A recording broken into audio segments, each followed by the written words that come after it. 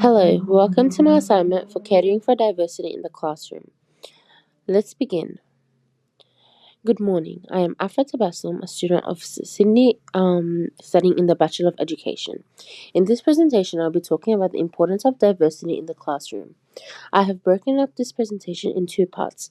Part A will be understanding diversity in schools, and Part B will be empowering learners. So, what is student diversity in the school context? Students in school come from a variety of backgrounds, hence have different things about them, such as but not limited to cultural backgrounds, ethnicity, language, socioeconomic status, and learning needs. The richness that this diversity brings to the classroom environment adds a lot of learning by providing many perspectives and experiences for all students. Nonetheless, this possesses great challenges for educators who need to ensure that all learners have equal access to education despite these variations. In Australian schools, for example, diversity is now at the centre of educational discourse. The composition of the students reflects the multicultural characters of our society. Therefore, teachers must adapt inclusive teaching methods that honour and value each student's specific identity. This diversity includes not only obvious physical differences, but also a variety of learning styles, prior knowledge, and cognitive abilities, among others, which affects students' participation and understanding of educational content.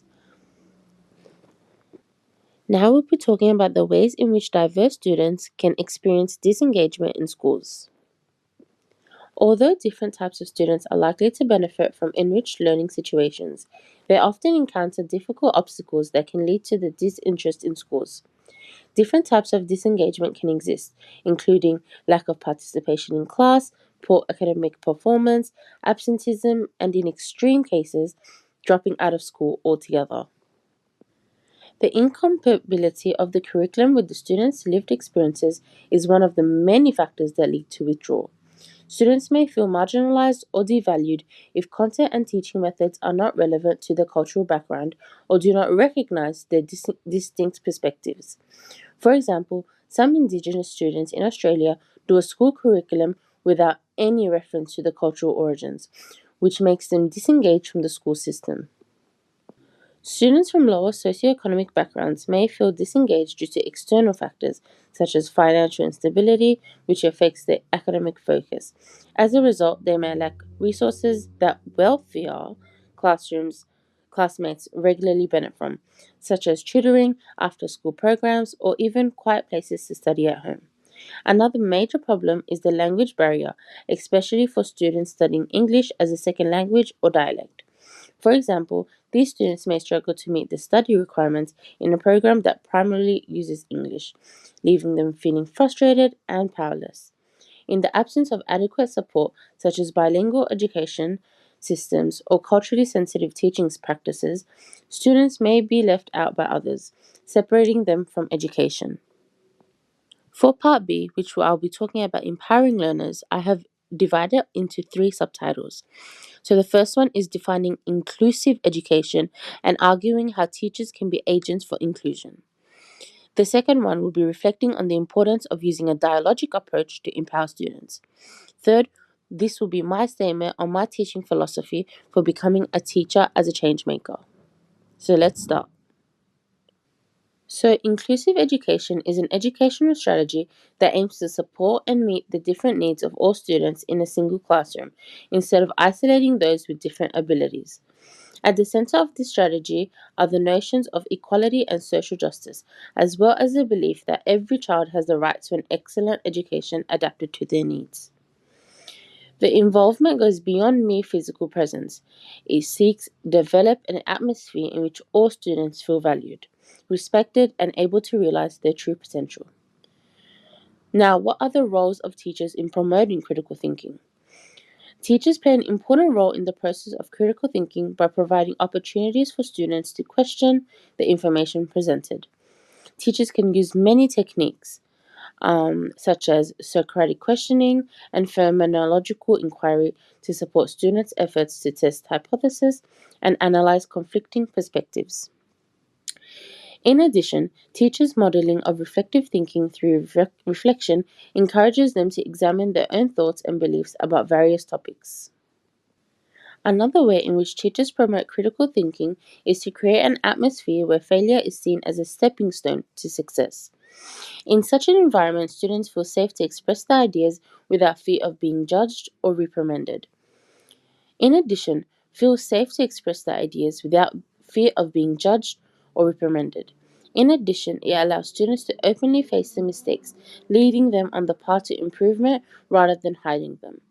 As a result, students become more resilient and persistent in the pursuit of academic excellence, even faced with challenges. Empowering students is not just about giving them knowledge, this also includes allowing them to have a voice in their learning process. This is what involves a dialogical approach into education, where teachers and students communicate in an open, two-way manner.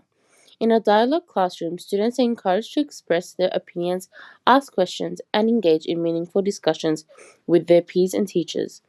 Students gain critical thinking skills and mastery of the learning process through this method. The role of teachers is promoting critical thinking. According to Smith 2014, teachers are essential to the development of critical thinking because they often provide opportunities for students to question information presented by others. Socratic questioning and phenomenological inquiry, among other techniques, can be used by teachers to support students' efforts to test hypotheses or analyze conflicting perspectives. In addition, teachers, through Think Aloud sessions that model reflective thinking, invite them to reflect on their thoughts on various topics. Another important function played by educators in promoting critical thinking is to create an atmosphere where failure is seen as a step towards success.